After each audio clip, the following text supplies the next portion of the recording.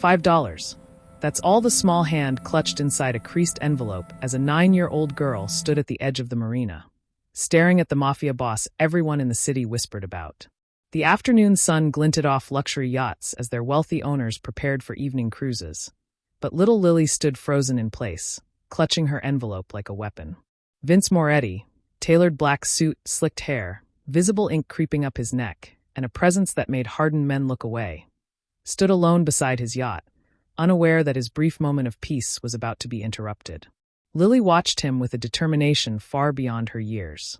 Her simple clothes, worn sneakers, and the careful way she held herself told their own story. The $5 inside her envelope represented everything she had. And today, she was spending it on the only man she believed had the power to make someone disappear. Vince noticed her before she even crossed the dock. A man who'd built an empire on fear and control suddenly found himself unsettled by a child's unwavering approach.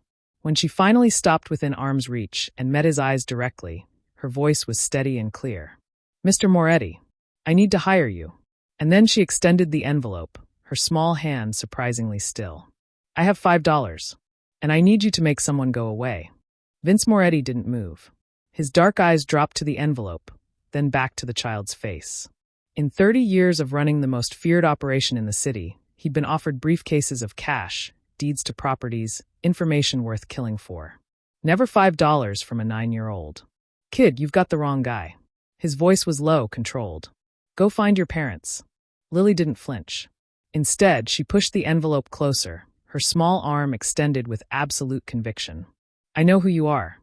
Everyone knows. And I know what you do." Something cold settled in Vince's chest.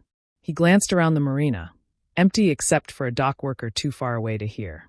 Smart girl. She'd waited until he was alone, until the moment was right. That kind of calculation didn't come naturally to children. "Please." She opened the envelope and pulled out a crumpled $5 bill, smoothing it against her palm.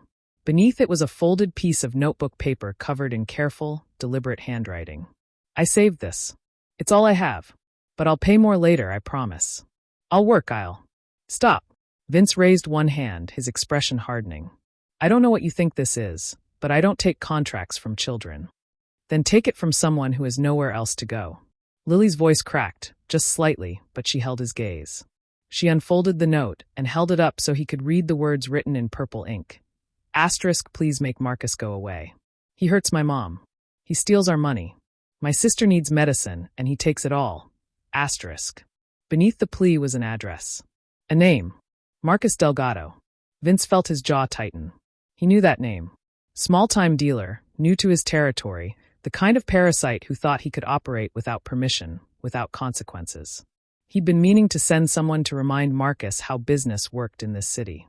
Now this child was standing in front of him, offering $5 for the same result. "You know this man?" Lily asked quietly, watching his face. Vince exhaled slowly. He shouldn't take this. Shouldn't encourage a child to believe that violence solved problems, that men like him were heroes. But as he looked at the bruise barely visible beneath her hair, at the tremor in her hands she was trying so hard to hide, something shifted. He reached out and took the note.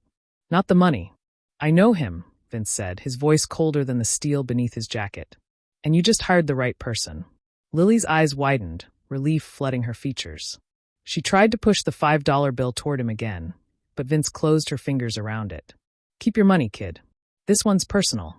Lily's hand remained outstretched, the $5 bill trembling between her fingers. "But, you have to take it. That's how it works, right? You can't do the job without payment." Vince almost smiled. Almost. The kid had done her homework, understood the rules of transactions in a world she should never have needed to learn about. He folded the note carefully and slipped it into his inside jacket pocket, then crouched down to her eye level. Up close, he could see more. The exhaustion in her young face, the way she held her left arm slightly protective, the kind of wariness that came from living in constant fear. "Tell me about Marcus," he said quietly. "He's your mother's boyfriend?" Lily nodded, her voice dropping to barely above a whisper. "He moved in 6 months ago. At first he was nice, but then..." She swallowed hard. "Then he started yelling. Hitting. Mom tries to hide it, but I see the bruises. And he takes all our money. Mom works 2 jobs, but we never have enough because he sells drugs," Vince finished, his tone flat. Yeah. Lily's eyes widened slightly. You really do know him. I know of him. He's operating on my streets without permission, which makes him stupid. Vince studied her face. Your sister. The medicine she needs. What's wrong? Leukemia. The word came out small, broken. She's only 7. The treatments are expensive and we had money saved, but Marcus found it. He took everything. Mom's trying to save again, but… Lily's composure finally cracked, tears welling in her eyes. She doesn't have time. The doctors said we need to start again soon or… Enough. Vince's voice was gentle but firm. He reached out and carefully closed her fingers around the $5 bill, wrapping both his hands around her small fist. You're not paying me with this. But, listen to me. He waited until she met his eyes. You walked across this marina alone. You approached a man you've been taught to fear. You offered everything you had to save your family. You know what that cost you? Lily shook her head, confused. Your childhood. Your innocence. Your ability to sleep at night without wondering if someone's going to hurt the people you love. Vince's jaw tightened. You've already paid with your fear, kid. That's worth more than any amount of money. He stood, pulling the note from his pocket and holding it up. This is my contract now. The address, the name, the job, it's mine. You go home, you take care of your sister, and you let me handle Marcus. You promise? Lily's voice was desperate, hopeful. Vince Moretti looked down at the small girl who'd had the courage to hire a monster to fight her monsters. I give you my word. Vince waited until Lily disappeared around the corner of the marina parking lot before pulling out his phone. He watched her small figure until she was safely out of sight, then pressed a single contact. It rang twice. Boss! Leo Castellano's voice came through immediately, alert despite the late hour. I need everything on a Marcus Delgado. Small-time dealer, operating somewhere in the 4th Ward. I want locations, associates, suppliers, and I want it in 2 hours. Vince's tone left no room for questions, but Leo had worked for him long enough to know when something was different. This official business or personal? Both. Vince folded the note and studied the address written in a child's careful handwriting. And Leo, this one's priority. Drop everything else. On it. 90 minutes later, Vince sat in the back office of his restaurant, a legitimate front that served the best Italian food in the city and laundered enough money to keep 3 accountants busy. Leo dropped a folder on the desk, his expression dark. Marcus Delgado. 28, been dealing for about 3 years. Cocaine, pills, whatever moves. He's reckless, using more than he's selling, which makes him dangerous and stupid. Leo opened the folder to reveal surveillance photos. He's been operating on our territory for 6 months without paying tribute. I was going to handle it next week, but if you want him now, I want him gone. Vince flipped through the photos. Marcus outside a rundown apartment building. Marcus making a transaction in an alley. Marcus counting cash in a car.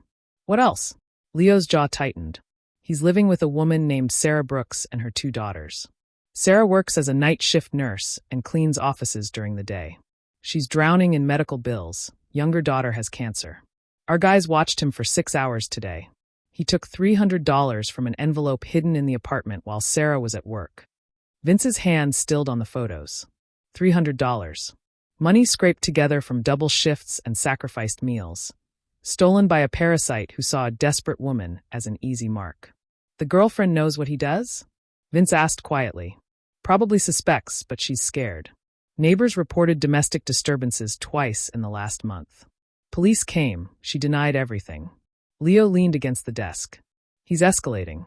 Using more, getting more violent, taking bigger risks. He's a problem that's going to explode eventually. Then we make sure it explodes on our terms.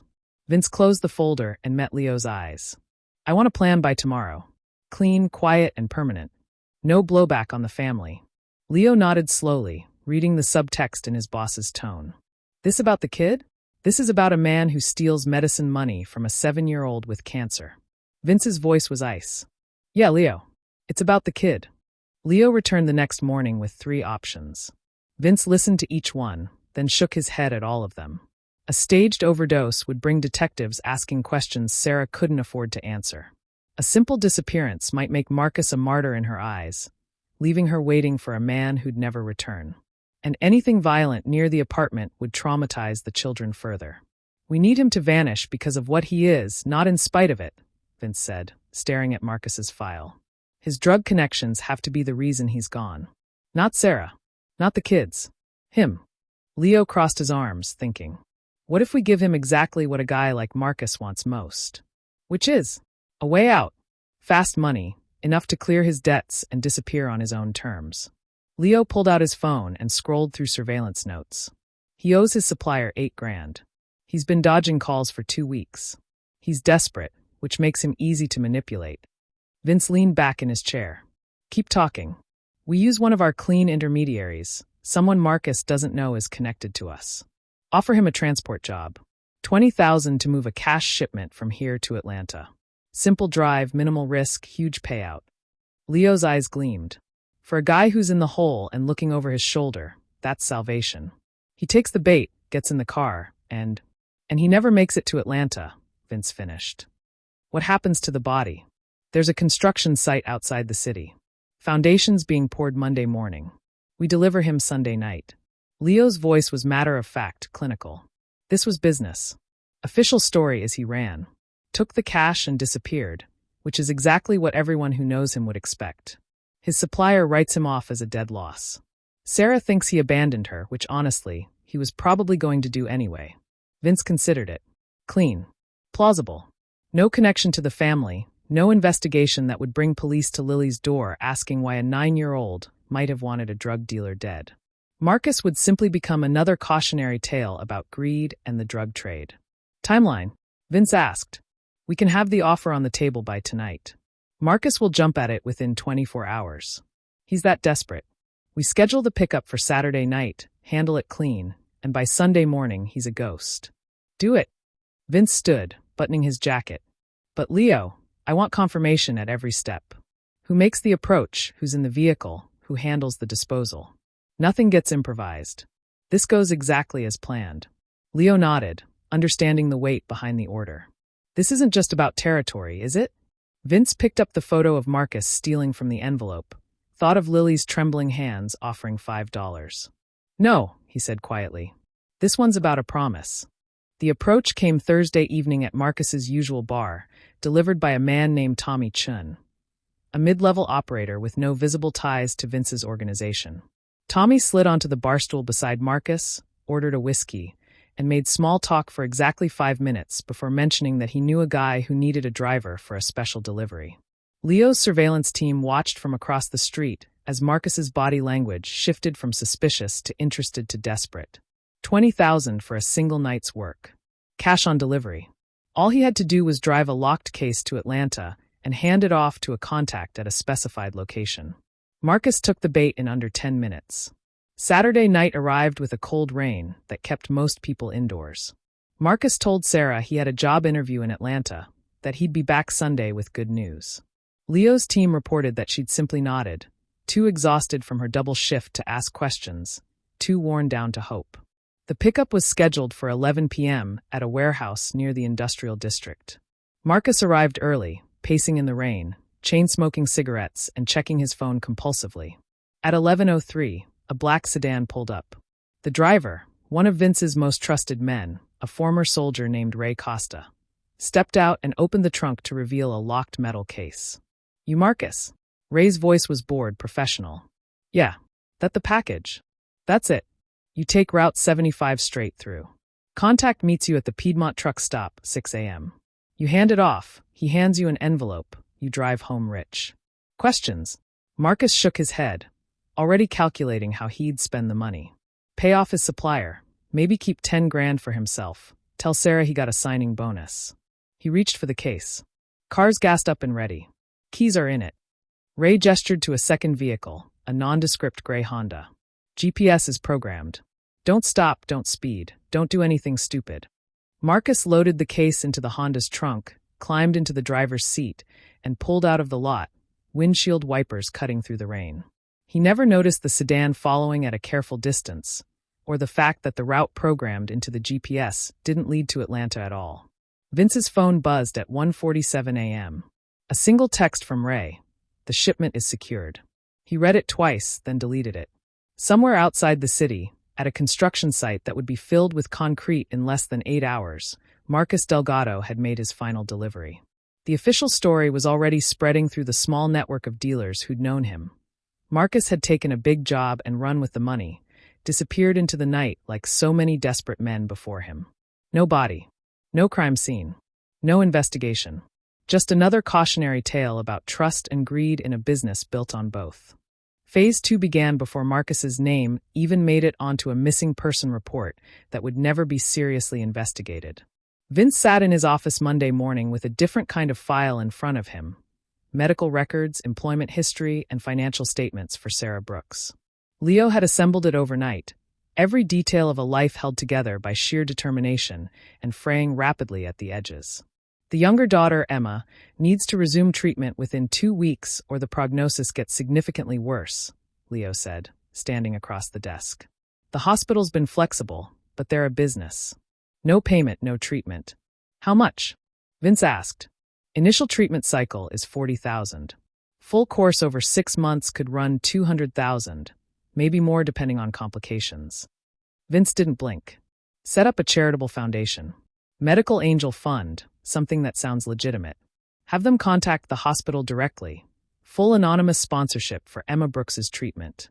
Every cost covered, no questions asked. And the mother's employment? She's a nurse. Vince flipped through the file. Good at her job, clean record, just stuck in low-paying positions because she needs flexible hours. Night shift at County General, part-time.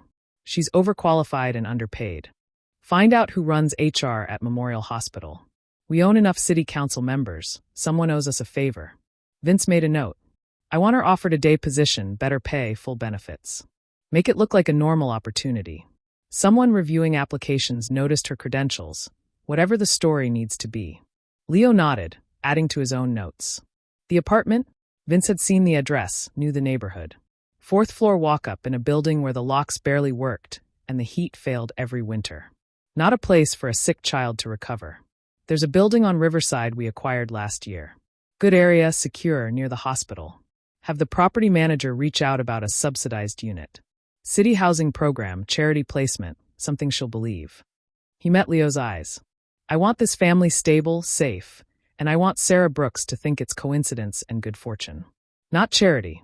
And definitely not connected to Marcus's disappearance. Understood. Leo paused at the door. Boss, this is significant exposure. If anyone traces these connections back to you. They won't, Vince said quietly. Because you're going to make sure every step looks completely legitimate. Anonymous donors, charitable foundations, bureaucratic luck. Nothing that leads anywhere. Over the next 3 weeks, Lily watched miracles unfold. The hospital called with news about a special fund. Her mother came home crying with relief about a job offer she'd never applied for. A letter arrived about an available apartment in a building Lily had walked past and dreamed about. And through it all, Vince Moretti remained invisible, exactly as he intended. 3 months after Marcus disappeared, Emma Brooks's hair started growing back. It came in soft and patchy at first, downy fuzz that Sarah stroked with trembling fingers every morning. The doctors at Memorial Hospital were cautiously optimistic. The treatments were working, the cancer markers were declining, and for the first time in over a year, they used the word remission as a possibility rather than a distant dream. Lily watched her sister sleep peacefully in their new bedroom, in an apartment where the heat worked and the locks were solid and the windows looked out over a tree-lined street instead of an alley. No heavy footsteps in the hallway at odd hours. No raised voices bleeding through thin walls. No need to sleep with one eye open, listening for danger. Sarah had transformed too. The permanent tension in her shoulders had eased. She smiled more, laughed at Emma's jokes, and came home from her new hospital position with stories about her day instead of exhaustion too deep for words. She'd stopped flinching at sudden sounds. Stopped checking the door compulsively. Stopped looking over her shoulder for a man who was never coming back. Marcus left us, Sarah had explained one night, her voice carefully neutral. Sometimes people can't handle hard situations. He made his choice. Lily had simply nodded, holding the secret like a stone in her chest. Her mother didn't need to know the truth. Didn't need to carry the weight of what Lily had done, the transaction she'd made at the marina with $5 and a desperate plea. At school, Lily's teacher noticed the change first. The quiet girl who'd spent months staring out windows, distracted and withdrawn, suddenly started participating in class. Her homework was completed and thoughtful. She raised her hand to answer questions. She joined an after-school art program, and discovered she loved painting, bold colors and sweeping strokes that felt like freedom on canvas. Lily's really blossomed this semester, Mrs. Chin said during parent-teacher conferences, beaming at Sarah. Whatever's changed at home, it's made such a difference. She's thriving. Sarah had squeezed Lily's hand, tears in her eyes, believing it was simply the absence of Marcus and the blessing of Emma's recovery. She didn't see the larger picture, the invisible hand that had orchestrated their salvation, the careful architecture of miracles that had rebuilt their lives. But Lily saw it. She understood that their world was shielded now, protected by something larger than luck or chance. She didn't know the details of how Marcus had disappeared or why the miracles had come in such rapid succession. She only knew that she'd made a deal, and someone had honored it beyond anything she could have imagined. At night, before sleeping in her safe bed in their safe home, Lily whispered thank you to the darkness, hoping somehow the words would reach the man in the black suit who'd taken her note and given her back her childhood. The second meeting happened on a Saturday afternoon in November, at the city's annual food festival in Riverside Park. The same park now just 3 blocks from Lily's new apartment. Sarah had brought both girls, celebrating 6 months of Emma's successful treatment with cotton candy and street tacos. Emma was running ahead, her energy finally returning, a knit cap covering her growing hair. Lily trailed behind, carrying their jackets, when she saw him. Vince Moretti stood near a coffee vendor, dressed more casually than she remembered but still unmistakable. Dark jeans, black jacket, that same commanding presence that made people unconsciously step aside. He was alone, holding an espresso, watching the crowd with the detached attention of someone always assessing his surroundings. Their eyes met across 30 feet of festival chaos. Vince's expression didn't change, but he gave the slightest nod toward a quieter area near the park's fountain. Lily's heart hammered as she told her mother she needed to use the restroom, then walked carefully toward where he waited. "Mr. Moretti," she said quietly when she reached him. "Lily." He studied her face, and something that might have been satisfaction flickered in his eyes. "You look good. Healthy. Emma's in remission. Mom has a better job. We moved." The words tumbled out, half statement, half question. "All those things, that was you?" "That was good fortune and timing," Vince said, his tone neutral. "Your mother earned that job. The hospital funding came from a charitable organization. The apartment was a housing program placement." Lily searched his face. "But you arranged it. I made sure opportunities appeared when they were needed." Vince took a sip of his espresso. "How's school?" "Good. Really good, actually. I'm getting A's in everything except math." She hesitated. "I feel like I can breathe now. Like I can just be a kid." That was the point. Vince pulled an envelope from his inside pocket, identical to the one she'd brought him months ago. "Your birthday's coming up. 10 years old. How did you?" "There's a scholarship program for promising students at Riverside Academy. Full tuition, grades 6 through 12. You've been selected as a recipient, pending your mother's acceptance of the offer." He handed her the envelope. "The letter's addressed to Sarah. It'll arrive in the mail next week, but I wanted you to know first."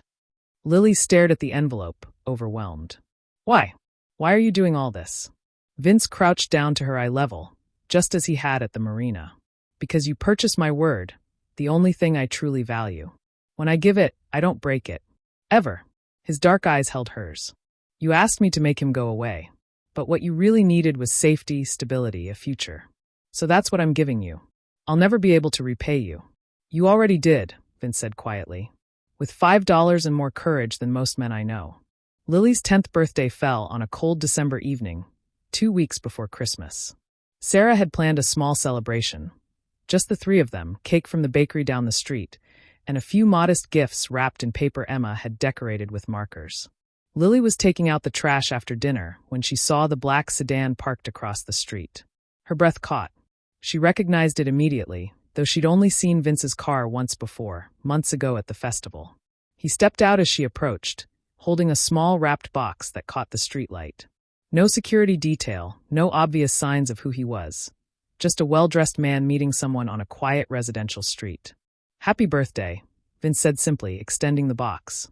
Lily glanced back at her apartment building, where warm light glowed from their 3rd-floor windows. "My mom doesn't know about you. About any of this. And she never will, if that's what you want." Vince waited patiently, the box still offered. "This is for you. Not her, not Emma. You." Lily took it carefully, feeling the weight of something significant beyond the physical object. She unwrapped it slowly, revealing a dark velvet jewelry box. Inside, nestled against black silk, was a silver necklace with a compass charm. The compass was delicate but substantial, engraved with intricate detail. When she lifted it, she saw her initials, LB, etched into the back. "It's beautiful," she whispered. "Turn it over," Vince said. "The front." She did. Where a traditional compass would point north, this one had words engraved around the cardinal points: courage, truth, family, future. "You found your true north when you walked up to me at that marina," Vince said quietly. "Most people spend their whole lives searching for it. The thing that matters most, the direction they're willing to fight for. You knew at 9 years old. You knew what was worth protecting, what was worth risking everything for." Lily's eyes filled with tears. "I was just scared. I didn't know what else to do." Fear doesn't make you weak. What you do with that fear, that's what defines you. Vince gestured to the necklace. "You're going to face more choices, harder choices. College, career, people who'll try to use you or hurt you. When that happens, you look at this compass and remember, you already know your direction. You've already proven you can make the impossible decision and live with it. What if I make the wrong choice? Then you adjust your course. That's what the compass is for." Vince's expression softened almost imperceptibly. "Your future is yours to build now, Lily. No one can take that from you. Not anymore." He stepped back toward his car, then paused. "I'll be watching. Not close, not obvious. But if you ever need help, real help, you know how to find me." Lily clutched the necklace, its silver chain cold against her palms. "Will I see you again?" "When you need to." Vince opened his car door. "Or when you don't need to anymore. Either way, you'll be fine." As the sedan pulled away, Lily fastened the compass around her neck and felt its weight settle against her heart. A reminder of the day she'd offered $5 for salvation and received something far more valuable: the freedom to become whoever she chose to be.